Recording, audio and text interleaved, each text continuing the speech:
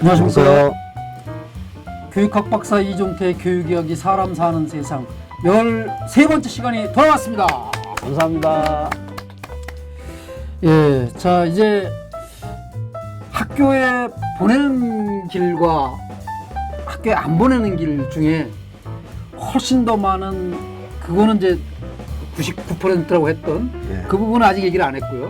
예. 예. 이제부터 해야죠, 이제. 예, 그 얘기를 하기 전에 이제 안 보내는 길 꽤 길게 얘기를 해서 한 번쯤 짧게 정리해 주셨으면 좋을 것 같아요. 네. 안 보내는 길 요약해서 짧게 정리해 주시고, 예, 보내는 길 얘기를 좀 조금 예고합니다. 네. 이제 기억을 조금 정리한다는 의미에서 말씀을 드리면, 네. 이제 학교에 보낼 거냐 말 거냐. 이제 보내는 게 대부분이지만, 안 보낸다고 했을 때 어떤 길이 있느냐를 말씀을 드렸는데, 네. 크게 보면 이제 세 가지 길을 제가 말씀드린 것 같아요. 네. 하나는 제도권 내에 대한학교에 보내는 길.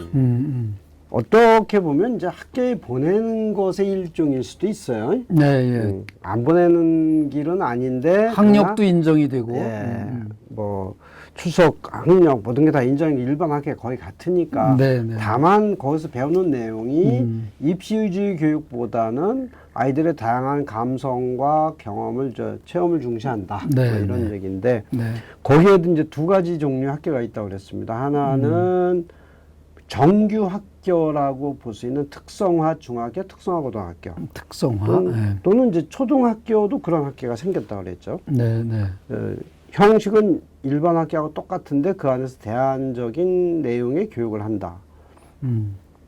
두 번째는 이제 각종 학교, 대안학교라고 그랬는데, 학력도 인정이 되고 다 똑같아요. 근데 교육과정을 굉장히 자유롭게 운영할 수 있는 특성을 가지고 있다고 그랬습니다. 네. 그리고 거기는 뭐 초등학교, 중학교, 고등학교가 막 이렇게 함께 있는 초중고, 중고 이렇게 합쳐서 운영하는 학교가 좀 많이 있어서. 근데 아직은 이제 학교라는 이름이 있지만 내용이 대안적인 학교는 많지 않고, 종교적 색채를 띠거나 예술적인 내용을 하는 데가 좀 많고, 그래서 좀 아쉬움이 있습니다. 예전부터 대안교육의 그 핵심이라고 했던 학교들이 대부분 이제 비인가 대안학교로 있는데, 이게 이제 두 번째 유형으로 선택할 수 있는 거고요. 여기에 또 이제 기독교를 비롯한 종교적인 내용을 가진 데가 수적으로는 많지만, 그러나 일반적인 학부모에게 관심이 많이 끌리는, 말하자면 비종교적 비인가 대안학교들. 근데 이제 거기도 이제 숫자가 제법 되는데, 여기서 흔히 이제 언론에서 대안교육 하면은 떠오르는 그 이미지들이 다 그런 학교들을 대상으로 한 거죠.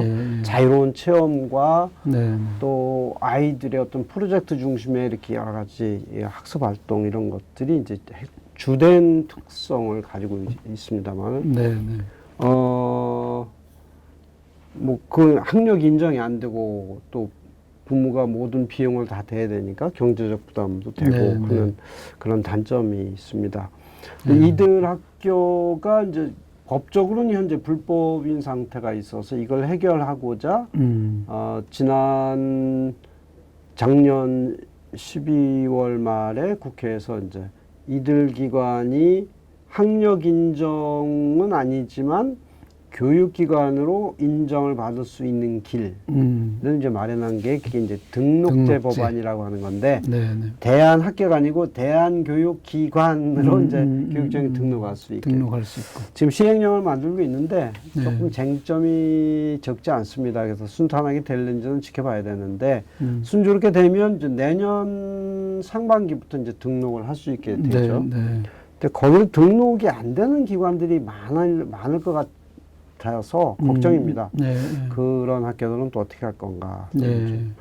세 번째 유형이 이제 지난주에 말씀드린 홈스쿨링인데, 아무리 비인가 대안학교라도 이게 학교 형태를 띠고 있기 때문에 아이들이 학교에 가고 네. 여럿이 모여서 수업 같은 걸 하고 때로는 기숙학교도 있고 기숙도 있고 네. 이제 통학도 있고. 네. 근데 홈스쿨링은 이제 그게 아니고 자기 집에서 또는 잘해야 이제 몇 가정이 서로 연합해서 네, 하는 네. 정도고 부모가 주된 교사가 되는데 뭐 자유롭기도 하고 뭐 그렇긴 한데 그래서 이제 스트레스 안 받아서 좋긴 한데 부모가 상당한 시간과 노력을 네, 예. 기울여야 된다는 점, 음. 또 아이가 엄마 나 뭐 배우고 싶은데요. 근데 그게 요즘 배우려면 저 바이올린 배우고 싶은데요. 이제 네. 바이올린 잘하는 사람은 레슨 받아야 되고 네, 네. 저 여행 좀 하고 싶은데요. 그러면 뭐 국내 여행, 해외 여행 이런 게 또 같이 또 여행도 해줘야 되니까 네, 네.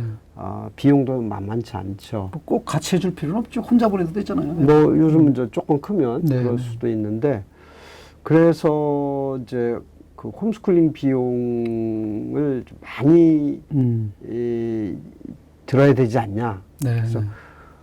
어떻게 보면 뭐 욕심껏 하면 진짜 많이 들죠. 네, 네. 어떻게 보면 웬만한 사교육비 저리 가라 들 수도 있는데 네, 또 경우에 따라서는 네. 정말 저렴하게 뭐 이렇게 뭐 비싼 레슨 같은 거 안 받고 네, 네. 아이가 자발적으로 이렇게 학습을 하게 되면 뭐 큰 비용 안 들기도 할 수 있는. 네, 네. 그래서 말씀드리면서 네. 그 일반 학교를 보내면서도 홈스쿨링을 하는 마음을 가지고 집에 학교에 갔다 오기만 하면 그다음부터는 홈스쿨링 형태로 뭐 부모와 함께 놀고 여행 다니고 뭐 이것도 괜찮을 그런 것 같은데. 부모들이 적지 않죠. 네, 중요한 거는 네. 집에 오자마자 무슨 학원 가고 무슨 학원 가고 이렇게 아이를 학원 순례자를 안 만들면 돼요. 그러니까 그거 안 하고. 학교에서 요새 숙제도 별로 안 내니까 네, 네. 사실 그 학교에서 집으로 온 다음에는 얼마든지 자유롭게 시간을 활용할 수 있는데 이제 대개 부모들은 아이를 학교 보냈으니까 학교가 모든 걸 해줘야 된다라고 생각을 하고 네.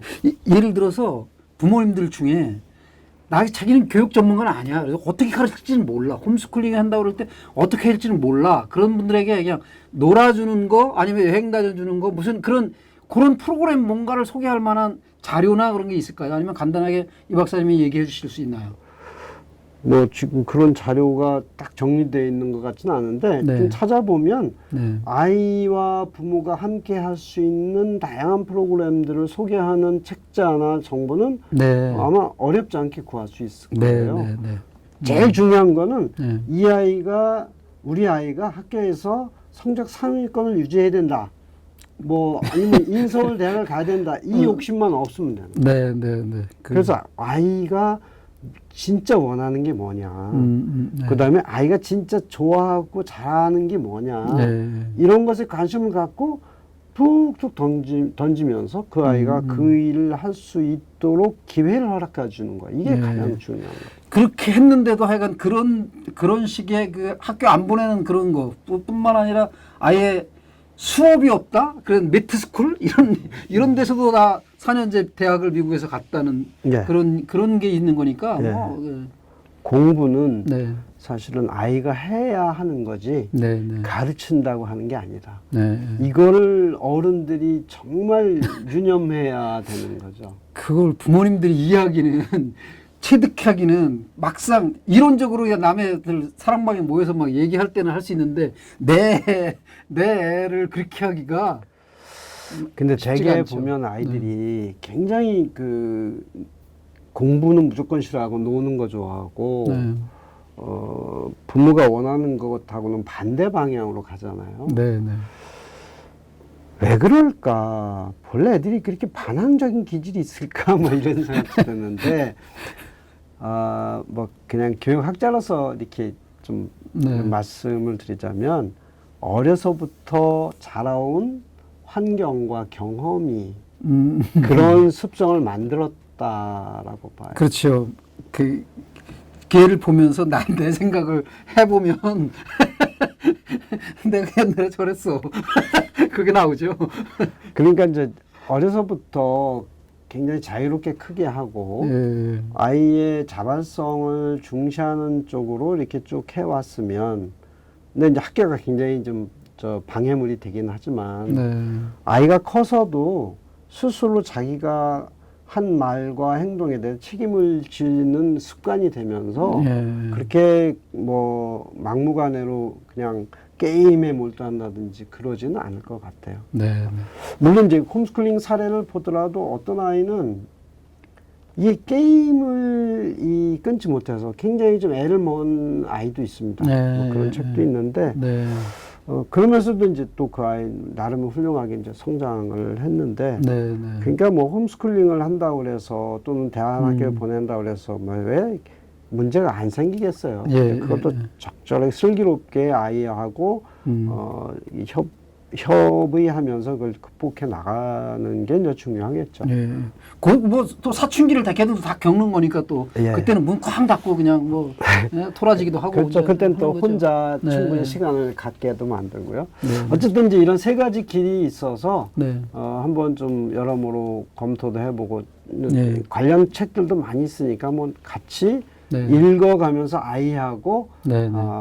이제 아이가 학교 생활에 좀 어려움이 있다든가 하면은 네. 그 대안을 같이 모색하는 걸 네. 이 책도 같이 보고 저 책도 같이 보고 또 현장도 가보고 예, 예. 그러면서 이렇게 나하고 다르게 교육받는 아이들도 있구나. 그럼 내가 저 길을 갈 수 있을까? 아이가 스스로 판단하게 되죠. 예, 예, 예. 예. 그러면 그동안 이제 학교를 안 보내고도 갈 수 있는 길이 있다. 그런 길에 대해서 이제 정리 요약을 해주셨어요. 네. 그러면 이제 99%라고 된다고 하는 학교에 보내는 부모님들이 대부분이실 거고, 그러니까 그분들에게는 이제 앞으로 다음 주부터는 어떤 이야기로 풀어나갈지. 예, 이제 그 말씀을 드리기 전에 이제 조금 우리 정책 당국에 좀 네. 아쉬운 말씀을 드리자면, 네네. 왜 비인가 대안학교나 홈스쿨링 같은 것이 제가 학교를 안 보내는 길로 소개를 드려야 하느냐. 거기에도 국가가 눈독을 좀 들여서 거기도 예산 지원 뭐 이런 그런데 것들을 이것도 아이들이 선택할 수 있는 제도적인 길의 하나로 만들어주면 됩니다. 국가가 그냥 지금 이걸 이종태 박사님이 이렇게 소개하는 정도가 아니라 국가가 이런 길이 다 있어요. 이거 다 합법이고 이렇게 가르칠 수도 있습니다라고 공식적으로 해주면 네. 이게 안 보내는 길이 아니라 보내야 하는 여러 길 중에 하나가 되는 거죠. 네, 그러네요. 예. 그래서 이제 많은 교육 선진국들은 얼마든지 이제 그런 다양한 사례도 국가가 좀 네. 제시해주고 이렇게 특히 그 덴마크의 이제 그 자유학교라고 네. 그룬투비 선생의 그 유지를 받들어서 만든 그 자유학교 같은 데는 일테면 이제 일정 기간 동안에 학생 몇 명 이상만 이렇게 모이면 그 국가에서 인정을 하고 그 학교의 운영비의 75%를 지원합니다. 그러니까 우리나라 비인가 대안한 것처럼 100% 부모 돈으로 운영하는 것이 아니라 그처럼 이제 국가가 지원을 하는 거죠. 지금 우리나라 초등학교 아이들이 1년에 그 국가에서 지원받는 것을 PPP라고 이제 구매 환산 지수인가 뭐 이렇게 하는 게 있습니다. 그걸 하면은 약 한 1,100만 원 정도를 국가에서 지원받는 초등학생 일입니다. 초등학생 일입니다. 1,000만 원 이상의 지원을 받고 있어요. 근데 이제 홈스쿨링을 하거나 비인가 대안학교 보내면 한 푼도 못 받잖아요. 그래서 이제 그분들의 일부는 계속 주장하는 게 우리도 이거 한 70%에서 80% 지원해 줬으면 좋겠다. 이제 바우처 방식으로. 그러네요. 그러니까 그래서 미국에서는 그래서 부모가 교사 자격증이 있어야 된다는 주가 있다는 거구나. 꼭 그런 건 아닌데 뭐 그렇다고 월급을 주는 건 아니니까요. 어쨌든 이제 그처럼 이런 그러면 지금 학교 밖에서 이루어지는 여러 가지 형태의 교육을 제도적으로 인정을 할 수 있게 국가가 해주면 네, 네. 우리나라 교육이 훨씬 더 다양화될 텐데 네. 자 그러면 또 다른 하나의 방법은 기존의 학교를 이처럼 아이들이 원하고 부모가 원하는 방식으로 바꾸면 되지 않느냐. 네, 네. 이게 제가 이제 큰 틀로 두 번째 말씀드리고자 하는 네. 길입니다. 말하자면 학교를 보낼 것이냐 말 것이냐. 보내야 되겠다라고 하는데 그건 지금 있는 그야말로 숨 막힐 거와 같은, 죄송합니다. 모든 학교가 다 그런 건 아닌데요.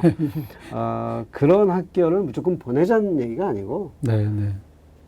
그런 학교들을 변화시켜서 네. 아이들이 정말 갈 만한, 다닐 만한 예. 이런 학교로 만드는 길이 네. 첫 번째로 제가 이제 길게 말씀을 드리고자 했던 아, 예. 그 무엇을 어떻게 바꾸면 우리 아이들이 갈 만한 학교, 네, 네. 좀 가도 행복하게 공부하고 생활할 수 있는 학교가 될 것이냐. 예. 이런 것들은 좀 하나하나 차근차근 좀 말씀을 드립니다. 아, 예. 제가 아까 이 박사님 이제 덴마크 그룬트비 선생님이 얘기하실 때 제가 덴마크의 학교 수업을 한번 참관한 적이 있거든요. 그런데 정말 깜짝 놀란 게 저는 지금도 회전 톱이 이만한 거, 동그란 그 톱, 그거 전기 콱 꽂아가지고 송판 뭐 이렇게 자르고 막 이런 거 엄두가 안 나거든요. 해본 적도 없고 엄두를 못 내 우선 그거 다루는 거. 근데 거기 딱 수업 시간인데 큰 학생하고 한 1학년 정도 되는 학생하고 초등학교 그런 학생하고 그걸 들고 그거를 둘이 하고 있는 거예요. 수업 시간에. 그러니까 다른 애들도 다른 걸 해 막.